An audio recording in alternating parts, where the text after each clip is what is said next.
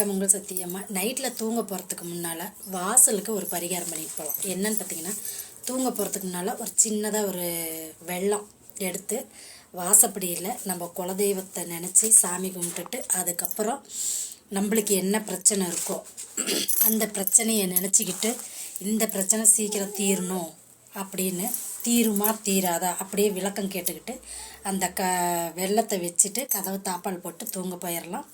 காலையில் எந்திரிச்சு பார்த்தோம்னா அந்த வெள்ளம் கரைஞ்சி காணாமல் போயிருந்துச்சுன்னா கண்டிப்பாக நீங்கள் என்ன நினச்சிங்களோ அது கண்டிப்பாக நடக்கும். அந்த பிரச்சனை தீரும். அதுக்கான விடை நம்மளுக்கு கிடைக்கும். சரிங்களா? இது ஒரு சின்ன பரிகாரம் தான். சின்னதாக இவ்வளோ பெரிய வெள்ளம் இருந்தாவே போதும். அவ்வளோ அருமையாக வேலை செய்யும்.